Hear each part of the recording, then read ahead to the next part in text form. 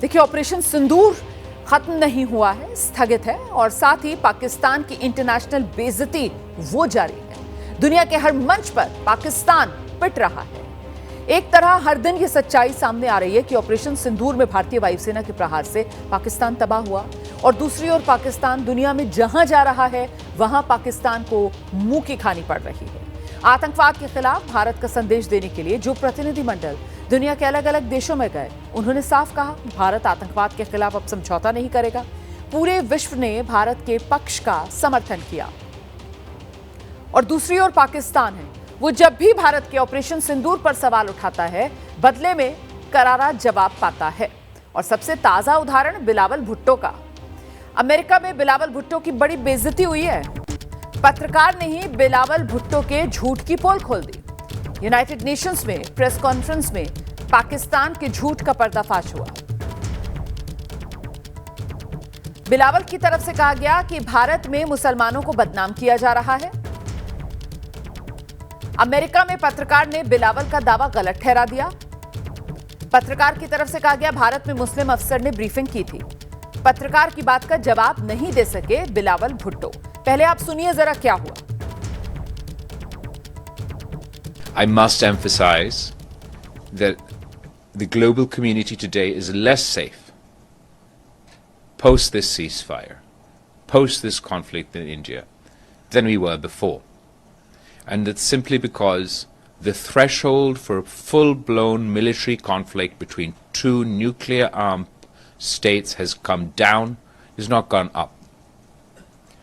We've seen during the course of this conflict how quickly the escalation ladder between our two countries rose, and the concern is that the next time there is such an incident, there may not be time for the international community to intervene before things get a lot worse. You cannot take on terrorism. You cannot combat terrorism if you're going to use it as a political tool. A political tool to demonize the Muslims within your own country, a political tool to demonize the Muslims in Kashmir. A statement you made today saying that the recent terrorist attack in Kashmir is being used as a political tool to demonize Muslims in India. Sir, I have watched the briefings on both sides, and as far as I recall, there were Muslim Indian military officers who were conducting the briefing on the Indian side. Well, as far as the operation is concerned, you're absolutely right.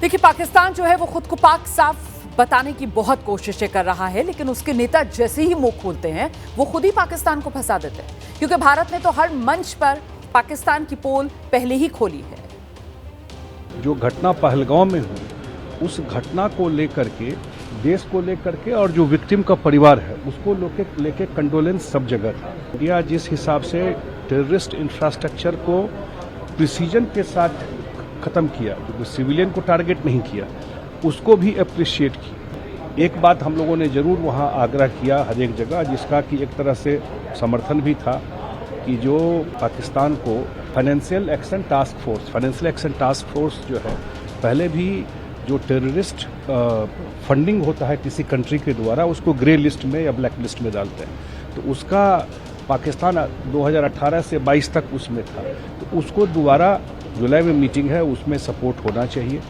अगर कोई भारत पर वापस हमला आतंकवादी करेगा तो हम कड़ा और स्पष्ट जवाब देंगे और उसी भाषा में देंगे। जो न्यूक्लियर पावर के पीछे ये आतंकवादी संगठनों को शरण देकर, प्रशिक्षण देकर और सीमा पार आतंकवाद बढ़ाने का काम जो देश करता है, वो अब ये भी समझ ले कि परमाणु धमकी चलने वाला काम नहीं है। हमारी शांति को कोई भंग करेगा तो हम भी शांत नहीं बैठेंगे। तो एक तरफ भारत के नेता हैं, पाकिस्तान पर प्रहार कर रहे हैं, और दूसरी ओर भारत की सेना पाकिस्तान के लिए खौफ बनी हुई है, और ये खौफ अभी और बढ़ने वाला है। और ये मैं क्यों कह रही हूं, इसके बारे में आप जानिए। ऑपरेशन सिंदूर के बीच वायुसेना आज युद्धाभ्यास करेगी। पाकिस्तान से सटे गुजरात के एयरबेसेस में यह अभ्यास किया जाएगा। अभ्यास में शामिल होंगे भारतीय वायुसेना के जेट विमान। अभ्यास में राफेल, सुखोई 30 और जगुआर भी शामिल होंगे। इस अभ्यास का मकसद वायुसेना की युद्ध तत्परता को बढ़ाना है और इस अभ्यास के चलते नोटिस टू एयरमैन नोटम जो है वो जारी कर दिया गया है।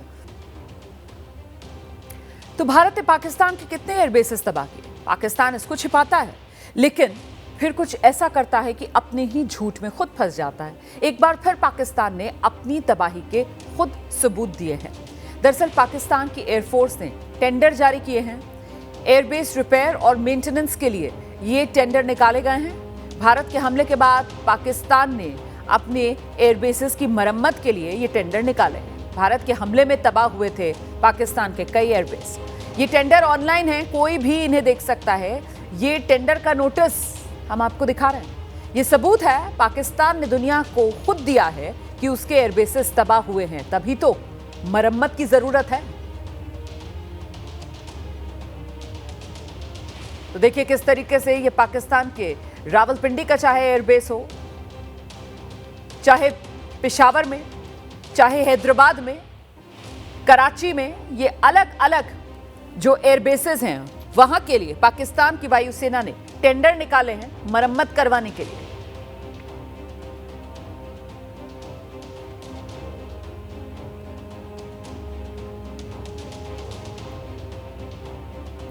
तो पाकिस्तान टेंडर निकालकर साबित करता है कि उसके एयरबेसेस को नुकसान हुआ है और दूसरी ओर अपने इंटरनल डोजियर में वो ये भी मानता है कि उसके एयरबेसेस पर भारत ने हमला किया है। पाकिस्तान की ऑपरेशन बुनियाल उल मरसूस के डोजियर में खुलासा किया गया है कि भारतीय सेना ने बताई गई जगहों से ज्यादा लोकेशन पर हमले किए। इस डोजियर में नक्शे के साथ साथ उन जगहों के नाम भी हैं जहां भारतीय सेना ने हमला किया। पाकिस्तान के डोजियर में दावा किया गया है कि भारतीय सेना ने पेशावर, झांग, सिंध, पंजाब के गुजरात, गुजरावाला, बहावलनगर, अटक और छोर पर हमले किए। डोजियर में कहा गया है कि भारत ने पाकिस्तान में 8 और जगहों को टारगेट किया, लेकिन भारतीय सेना ने इन हमलों की जानकारी दुनिया को नहीं दी।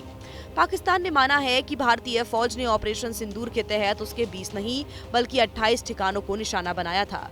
पाकिस्तान ने अपने डोजियर में भारत की ओर से दागी गई मिसाइलों की भी जानकारी दी है और पाकिस्तान के मुताबिक झेलम और चिनाब नदी के बीच पड़ने वाली डींगा और खरियन में भारत ने मिसाइलें दागी। इसके अलावा भारत ने नूर खान एयरबेस को मिसाइलों से निशाना बनाया। मुरीद, शोरकोट, रहीम यार खान एयरबेस पर भी हमले किए। वहीं लाहौर, पेशावर, कराची में भारत ने ड्रोन हमले किए। तो भारत और पाकिस्तान के बीच सीज फायर को लेकर एक बार फिर सियासत गर्म है और इस बार राहुल गांधी ने पीएम मोदी का नाम लेकर सीज फायर पर सवाल उठा दिए। राहुल गांधी ने पहलगाम आतंकवादी हमले के बाद ऑपरेशन सिंदूर को अमेरिका के इशारे पर रोकने का आरोप मोदी सरकार पर लगाया। डोनाल्ड ट्रंप के फोन कॉल पर भारत के सरेंडर करने की मंच से राहुल गांधी ने बात कही। भोपाल में एक सभा में कहा, ट्रंप का एक फोन आया और नरेंद्र जी तुरंत सरेंडर हो गए। दूसरी तरफ राहुल गांधी ने कांग्रेस के बारे में कहा कि उनकी पार्टी कभी सुपर पावर के सामने नहीं झुकती। राहुल गांधी ने पूर्व प्रधानमंत्री इंदिरा गांधी का उदाहरण दिया और कहा कि उन्हें फोन नहीं आया था बल्कि अमेरिका की 7वीं फ्लीट आ गई थी, लेकिन इंदिरा गांधी ने कहा था मुझे जो करना है मैं वो करके रहूंगी।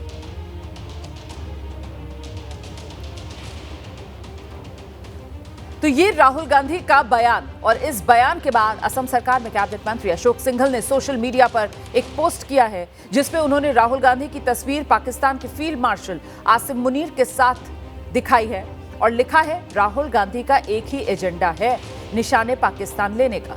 आपको बता दें इससे पहले ऑपरेशन सिंदूर के दौरान भी यही अशोक सिंघल थे। इन्होंने राहुल गांधी पर तब भी निशाना साधा था और तब तो बाकायदा आधा चेहरा जनरल आसिम मुनीर का था और आधा चेहरा राहुल गांधी का था। अब उसी कड़ी में ये अशोक सिंघल असम के मंत्री इन्होंने एक और पोस्ट किया है। तो राहुल गांधी ने आखिर कहा क्या था, उन्होंने सरेंडर से प्रधानमंत्री नरेंद्र मोदी को कैसे जोड़ा, वो बयान जरा सुनिए आप। राहुल गांधी भोपाल में कांग्रेस के कार्यक्रम में पहुंचे थे और यहीं उन्होंने जोरदार हमला बोला। बीजेपी आरएसएस वालों को अब मैं अच्छी तरह जानता हूं, इन पर थोड़ा सा दबाव डालो, थोड़ा सा धक्का मारो, डर के भाग जाते हैं ये लोग। जैसे उधर से उधर से ट्रंप ने एक इशारा किया, फोन उठाया, कहा मोदी जी क्या कर रहे हो? नरेंद्र सरेंडर, और जी हजूर करके नरेंद्र मोदी जी ने ट्रंप के इशारे का पालन किया। राहुल ने कुछ और ऐसी बातें कही जो बीजेपी को चुभ सकती हैं। इनका कैरेक्टर है ये सारे के सारे ऐसे हैं। आजादी के समय से सरेंडर वाली चिट्ठी लिखने की आदत है। एक सेकंड में थोड़ा सा दबाव पड़े, भैया ये लो। राहुल गांधी ने सरेंडर वाली चिट्ठी का जिक्र कर किसका जिक्र किया, इसे समझने वाले आसानी से समझ गए। इसी मंच से राहुल गांधी ने इंदिरा गांधी का भी जिक्र किया और बताया कि जब 1971 में युद्ध के दौरान अमेरिका ने दबाव बनाना शुरू किया तो इंदिरा गांधी ने तब किसी की नहीं सुनी थी। सीज फायर का जिक्र करते हुए राहुल ने पहले पीएम मोदी का जिक्र किया और फिर बात को 1971 तक ले गए। आपको एक समय याद होगा जब फोन कॉल नहीं आया था, 7th फ्लीट आई थी, 71 की लड़ाई में 7th फ्लीट आई थी, हथियार आए थे, एयरक्राफ्ट कैरियर आया था। इंदिरा गांधी जी ने कहा मुझे जो करना है मैं करूंगी। राहुल गांधी ने ये तमाम नेताओं का उदाहरण देते हुए ये भी कहा कि कांग्रेस सरेंडर करने वालों की पार्टी नहीं है। कांग्रेस पार्टी सरेंडर नहीं होती है। गांधी जी, जवाहरलाल नेहरू, सरदार पटेल, ये सरेंडर वाले लोग नहीं हैं, ये सुपर पावर से लड़ने वाले लोग हैं। इसके बाद राहुल गांधी ने सोशल मीडिया पर पोस्ट किया और लिखा, कांग्रेस के बब्बर शेर और शेरनियां सुपर पावर से लड़ते हैं, कभी झुकते नहीं।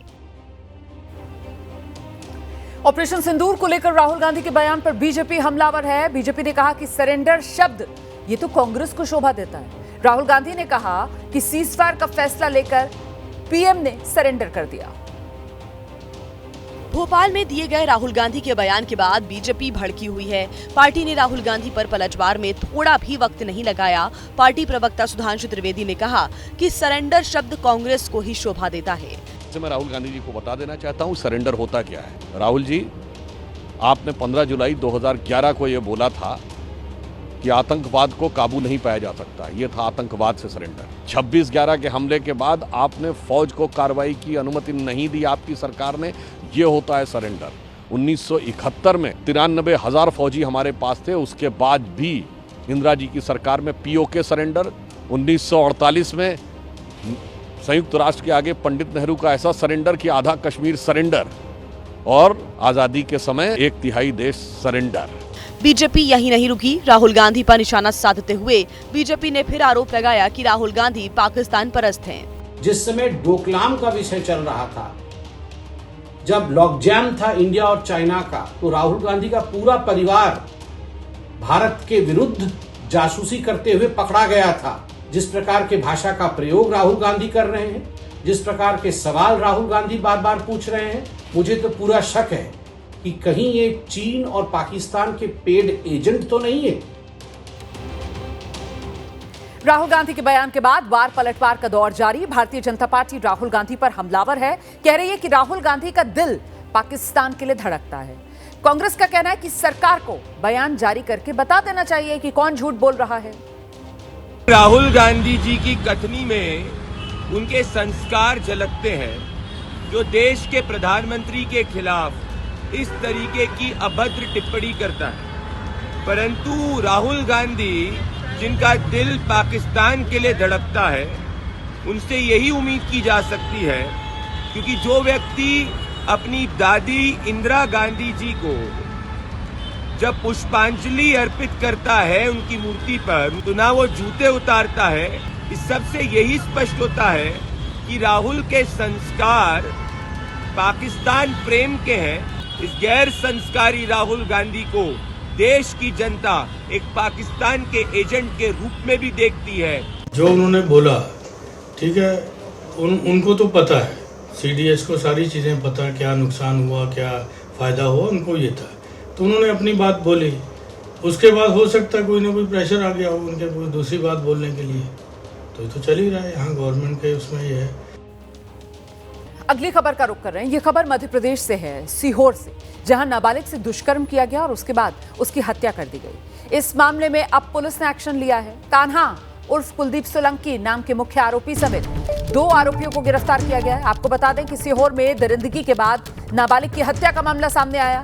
ये घटना अहमदपुर थाना क्षेत्र की, जहां पीड़ित परिवार का आरोप कि उनकी बेटी को गांव के 2 युवक अपने साथ ले गए, उसके साथ दुष्कर्म किया और बाद में उसे जहर खिलाकर मरने के लिए छोड़ दिया। घर पहुंचने पर बेटी ने परिवार वालों को यह पूरी घटना बताई, जिसके बाद पीड़ित परिवार शिकायत करने के लिए थाने पहुंचा, लेकिन पुलिस ने उन्हें डांटकर भगा दिया।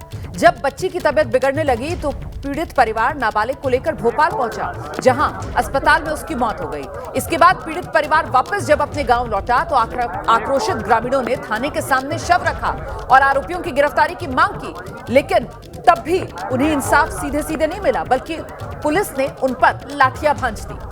पुलिस ने ग्रामीणों पर लाठीचार्ज किया है, लेकिन अब पुलिस ने दोनों आरोपियों को गिरफ्तार कर लिया है। बाकायदा नाम लेकर इन आरोपियों की पहचान पुलिस को बता रहे थे पीड़िता के पिता।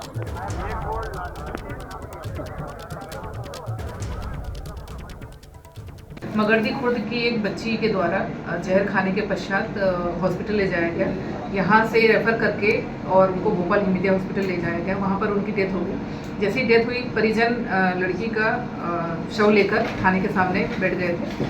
उनके द्वारा ये मांग की गई कि बच्ची के साथ में जो गलत काम किया है उसके खिलाफ एफआईआर की जाए और पुलिस द्वारा जो है वैधानिक कार्रवाई की जा रही है। अभी तक पीएम रिपोर्ट नहीं आई है। अभी जो ऊपरी जानकारी उसमें यही था कि कोई जहरीला पदार्थ खाने के बाद में डेथ हुई है। वो खाया है या खिलाया गया, जांच का विषय है, आगे जांच की जा रही है। तो अब ये पुलिस अधिकारी का बयान जो आप सुन रहे थे, लेकिन इससे पहले पीड़ित परिवार और उसमें जबरदस्त गुस्सा और आक्रोश और पीड़ित परिवार ने पुलिस को लेकर जो आरोप लगाए थे, जरा वो सुनिए। रात को मेरी लड़की गई थी पानी भरने, दोनों इन्होंने बड़ी वाली लड़की को पकड़ लिया, छोटी वाली लड़की ने जाके मेरे से बोले पापा बड़ी बहन को 2 लड़के ने पकड़ लिया। मैं खाना खाते उतनी टाइम आया तो इन्होंने एक शटर वाला रूम है उसमें उसे बंद कर रखी थी। उसके साथ बलात्कार हुआ है और कान्हा ने और जगपाल ने उसके मुंह में उसने बोला कि मैं मेरे पापा को जाके बोलूंगी, तो उसका मुंह फाड़ के इन्होंने सेल पास की गोली डाल दी अंदर कि जिंदा रहेगी तभी तो पापा को बताएगी। थाने में आया था मैं रात को, इन्होंने बोल दिया कहना कि हॉस्पिटल चल जाए, तेरे को भी अंदर डालूंगा। आइए सीधे आपको लेकर चलेंगे। हमारे साथ हमारे सहयोगी अंबुज पांडे इस वक्त मौजूद हैं और जरा अंबुज से जान लेते हैं कि पीड़ित परिवार जितने लोगों पर आरोप लगा रहा था, सभी आरोपियों की गिरफ्तारी हो गई है क्या? अंबुज, क्या है अपडेट पुलिस के एक्शन को लेकर?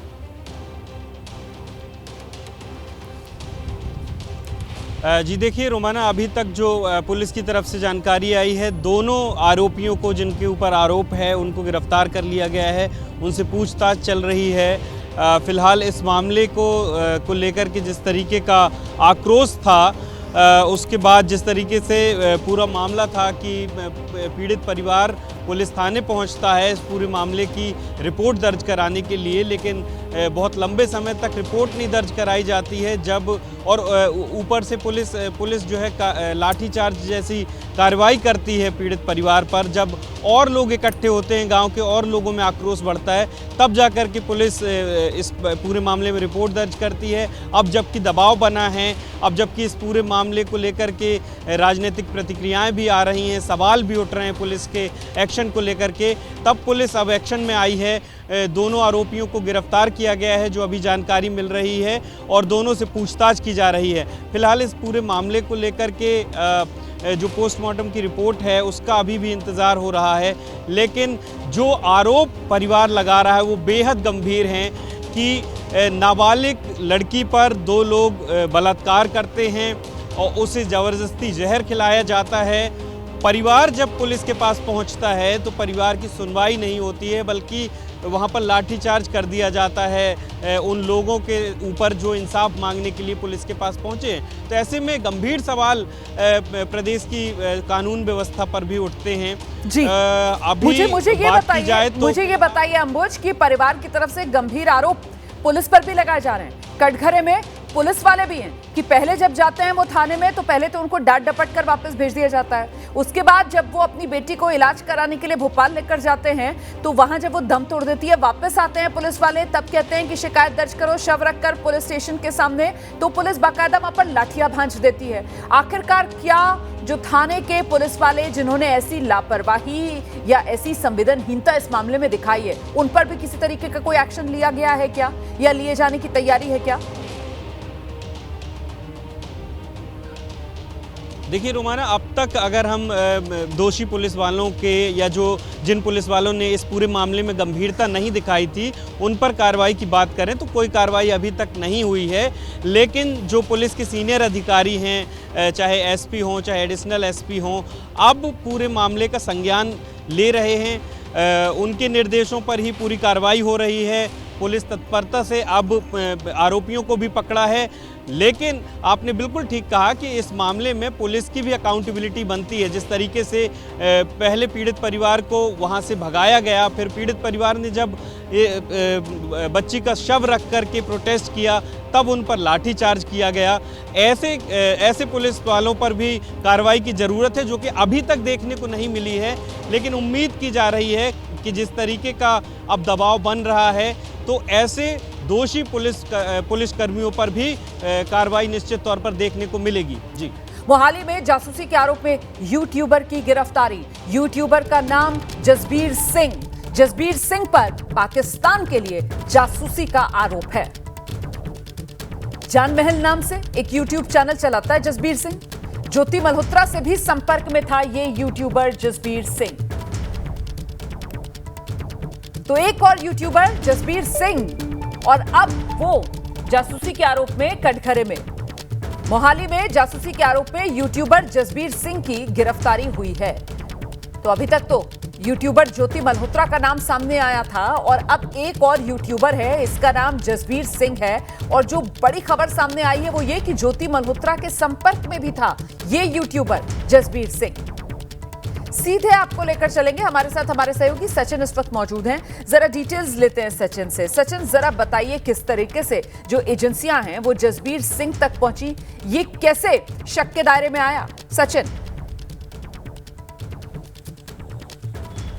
जी देखिए, जो पंजाब पुलिस है उनको ये इनपुट्स थी कि जसबीर सिंह नाम का ये शख्स जो है पाकिस्तान के जो इंटेलिजेंस ऑपरेटिव्स हैं उनके संपर्क में है, और ज्योति मल्होत्रा से भी इसका संपर्क जो है वो निकला है। ये पाकिस्तान जाके भी आया था, और उसी बेसिस पे पंजाब पुलिस का जो स्पेशल ऑपरेशन सेल है उन्होंने इसको गिरफ्तार किया है। अब इसकी गिरफ्तारी के बाद जो है अगली जो चीज़ें जो हैं वो निकल के आएंगी कि ये जो है किस तरह से पाकिस्तान के जो खासकर जो दानिश है, जो पाकिस्तान हाई कमीशन में काम करता था, जिसको भारत ने जो है पर्सोना नॉन ग्राटा जो है वो डिक्लेयर कर दिया था, क्योंकि वो एस्पियोनेज रैकेट जो है भारत में चला रहा था। उसके कितने ही मॉड्यूल जो हैं पकड़े गए हैं, और ये जसबीर भी जो है उसी दानिश के संपर्क में था। और बड़ी बात यह है कि ये ज्योति मल्होत्रा के भी संपर्क में था और अपना एक यूट्यूब जो है यहाँ पे चलाता है। तो फिलहाल इसको गिरफ्तार कर लिया गया है, और पंजाब पुलिस अब जो है इससे पूछताछ करेगी किस तरीके की इंफॉर्मेशन, किस तरीके की जानकारी इसने जो है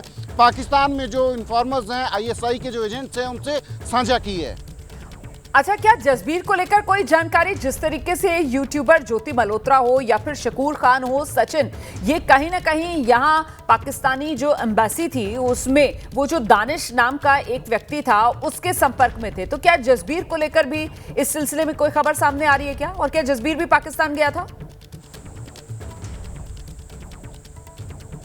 जी बिल्कुल, जसबीर पाकिस्तान जाके आया था। कितने ओकेजन्स पे, कम से कम 2 ओकेजन्स जो हैं पुलिस बता रही है कि ये पाकिस्तान होके आया था और दानिश के संपर्क में था। और जो शाकिर है ISI का जो इसका हैंडलर है, उसका नाम भी सामने आया है कि उसके संपर्क में ये जसबीर था। पर बड़ी बात यह है कि अब जो है पुलिस जो है इससे पूछताछ करेगी कि इसने किस तरीके की इंफॉर्मेशन और कितने लोग जो हैं इसके और संपर्क में है, क्योंकि ये सारा मॉड्यूल जो है, आपको बता दें कि जो दानिश के मॉड्यूल्स हैं उनको जो उनकी जो बस्ट हुए थे वो पंजाब में ही शुरू हुए थे, जब मलेरकोटला में जो है 2 लोगों की गिरफ्तारी हुई थी, गजाला की गिरफ्तारी हुई थी और यामीन मोहम्मद की गिरफ्तारी हुई थी। उसके बाद जो है पंजाब पुलिस ने जो सेंट्रल गवर्नमेंट है उनको बताया था कि इस तरीके से पाकिस्तानी हाई कमीशन का जो एम्प्लॉई है उसके इशारों पे ये जासूसी करते थे। उसके बाद ही दानिश के जो सारे मॉड्यूल्स थे उनको जो है ध्वस्त किया था, सामने लाया था भारत की सुरक्षा सुरक्षा एजेंसियों ने।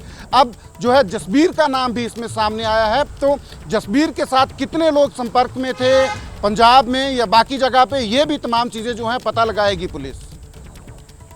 बड़ी जानकारी दे रहे हैं हमारे सहयोगी सचिन जसबीर को लेकर। ये बताइए मुझे कि जसबीर जो है उसका जो मोबाइल फोन है या लैपटॉप है, क्या वो फॉरेंसिक जांच के लिए भेजा गया है?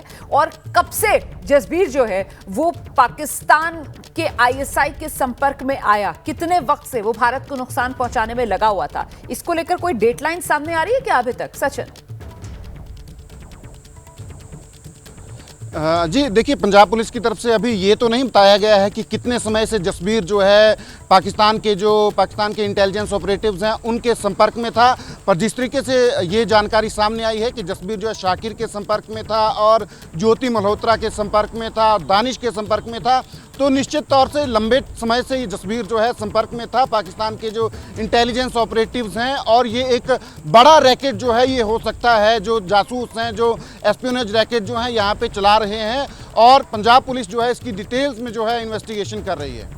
तो ये पंजाब हरियाणा ये एक ही मॉड्यूल के सारे चट्टे बट्टे कहे जाएंगे क्या? चाहे ज्योति मल्होत्रा हो, चाहे वो गजाला हो जो मलेरकोटला से पकड़ी गई, या फिर अब ये जसबीर सिंह जिस तरीके से नाम सामने आ रहा है, ये सारे एक ही थाली के चट्टे बट्टे?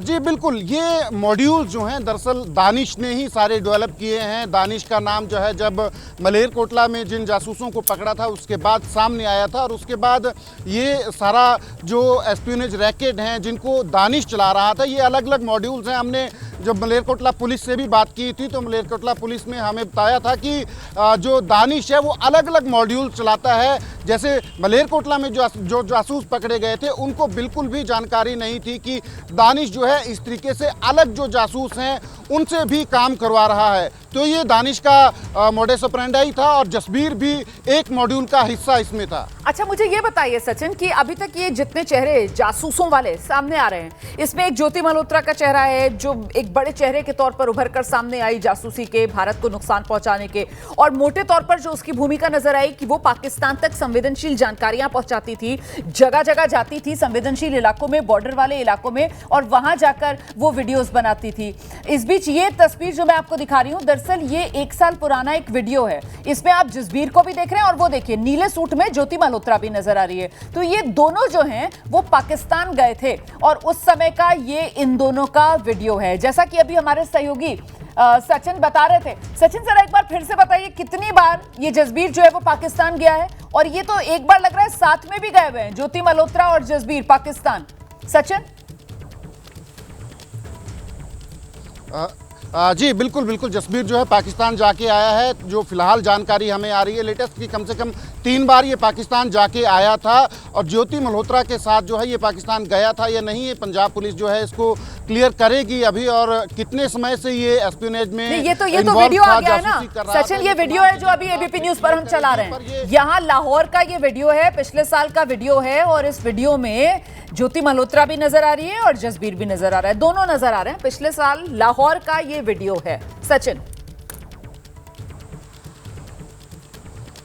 जी देखिए, बिल्कुल ये बात तो स्पष्ट है कि ज्योति मल्होत्रा के संपर्क में ये था और दानिश के ये सारे मॉड्यूल्स थे। तो ज्योति मल्होत्रा जो है वो दानिश के लिए काम कर रही थी, ये जसबीर जो है ये भी दानिश के लिए काम कर रहा था, और दानिश के ही सारे डेवलप किए हुए मॉड्यूल्स हैं जिनको जो है सुरक्षा एजेंसियां, इंटेलिजेंस एजेंसीज जो हैं वो ध्वस्त कर रही हैं। तो ये दोनों लाहौर जाके आए थे। तो ये बात तो तय है कि ज्योति मल्होत्रा और जसबीर जो हैं वो दोनों जो है साथ में मिलके जो है काम कर रहे थे। जिस तरीके से हमें पहले बताया गया पंजाब पुलिस की तरफ से भी, एजेंसियों की तरफ से भी, कि जो दानिश के मॉड्यूल्स हैं उनको जानकारी नहीं होती थी कि दानिश जो है किसी और से भी जासूसी करवा रहा है। पर यहाँ पे ये बात जो है सामने आ रही है, जिस तरीके से ये लाहौर जाके आए हैं दोनों इकट्ठा जो हैं, तो ये बात स्पष्ट है कि जसबीर और ज्योति जो हैं उन दोनों को जानकारी थी कि ये दोनों जो हैं दानिश के लिए काम कर रहे हैं। तो ये जो नेटवर्क है, ये खासतौर से यूट्यूबर्स वाला नेटवर्क, ये एक अलग किस्म की मोडस ऑपरेंडी यहाँ पर पाकिस्तान की तरफ से नजर आती है जासूसों को डेवलप करने की। कि पहले ज्योति मल्होत्रा वो एक यूट्यूबर है और वो जासूसी के तौर पर काम करती हुई आईएसआई के लिए सामने आती है, उसका चेहरा बेनकाब होता है, और अब ये जसबीर सिंह ये भी यूट्यूबर। तो ये मोडस ऑपरेंडी बिल्कुल अलग किस्म की पाकिस्तान की यहाँ पर यूट्यूबर्स के जरिए जासूसी करवाना भारत की? सचिन। जी बिल्कुल बिल्कुल, ये मॉडस ऑपरेंडी जो है, इसमें खास बात ये है कि ये यूट्यूबर्स जो हैं इसलिए इनको ट्रैप किया गया है ताकि लोग जो हैं वो शक ना करें इनके ऊपर, यूट्यूबर्स की आड़ में जो है इनसे जासूसी जो है वो करवाई जाए। तो ये एक इजी वे है पाकिस्तान की तरफ से, जो इंटेलिजेंस एजेंसीज हैं उनको जो है उन्होंने इनको ट्रैप किया। और क्योंकि ये यूट्यूबर्स हैं, ये ट्रैवलर हैं, ट्रैवल करते हैं, इसलिए जो है इन लोगों को जो है ट्रैप किया गया ताकि लोग जो है इनके ऊपर शक ना करें। एज ट्रैवलर्स ये लोग जाएंगे और एज ट्रैवलर्स जो हैं तमाम जासूसी जो है ये लोग करेंगे।